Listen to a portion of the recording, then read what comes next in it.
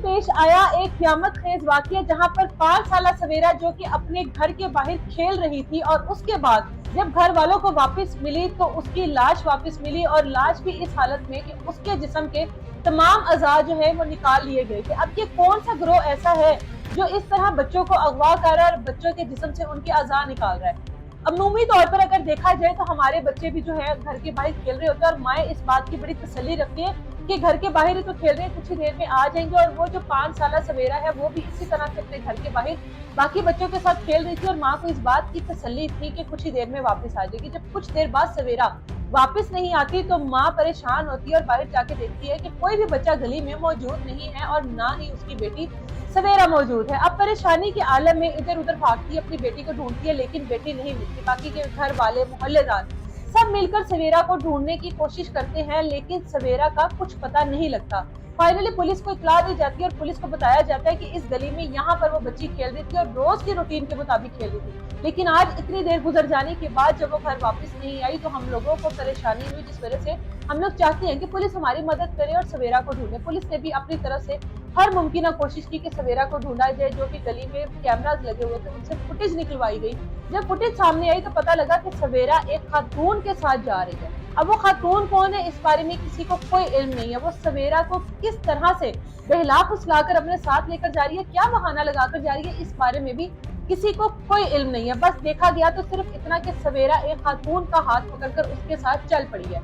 अब सवेरा के बारे में वालिदैन अलग परेशान है और इलाके में एक तफ्तीश से फैली हुई है कि आखिर सवेरा गई तो गई कहाँ।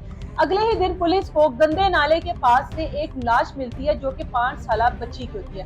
पुलिस फौरी तौर पर सवेरा के घर वालों को इत्तला देती है कि आकर पहचान करें कि क्या ये आपकी बेटी की लाश है।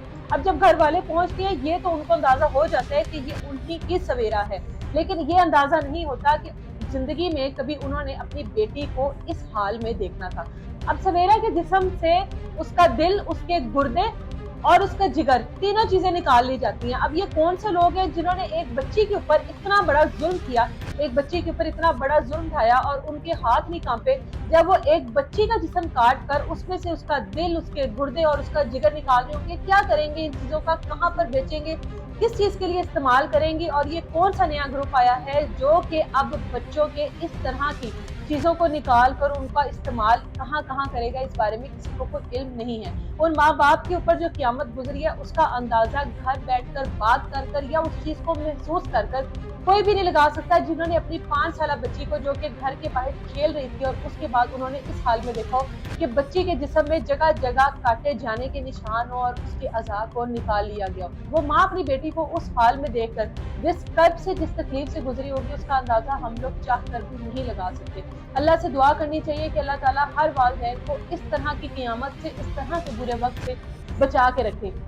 पुलिस अब अपनी इन्वेस्टिगेशन कर रही है और पता लगाने की कोशिश कर रही है कि ये कौन सा ऐसा गिरोह है जो कि बच्चे हैं उनके इस तरह के अज़ार निकाल कर उनका कहाँ पर इस्तेमाल करता है, कहाँ पर बेचता है या उनका किसी और जगह पर इस्तेमाल कर रहा है। पुलिस जब अपनी मजीद इन्वेस्टिगेशन करेगी तो उसके बाद पता लगेगा कि ये गिरोह कैसे, जिसमें खवातीन भी शामिल हैं और मर्द भी शामिल हैं और बच्चों को टारगेट किया जा रहा है। सब लोग जो देखने वाले हैं उन सब लोगों से रिक्वेस्ट है कि खुदारा अपने बच्चों का ख्याल रखिए और इस यकीन के साथ कि बच्चे बिल्कुल आंखों के सामने गली में खेल रहे हैं, उस चीज का भी एतबार मत करें। कब कौन आकर आपके बच्चों के साथ साथ आपकी जिंदगी की तमाम तर खुशियां छीन कर ले जाए, कुछ पता ना लगेगा। इजाजत दे मुझे, अल्लाह हाफ़िज़।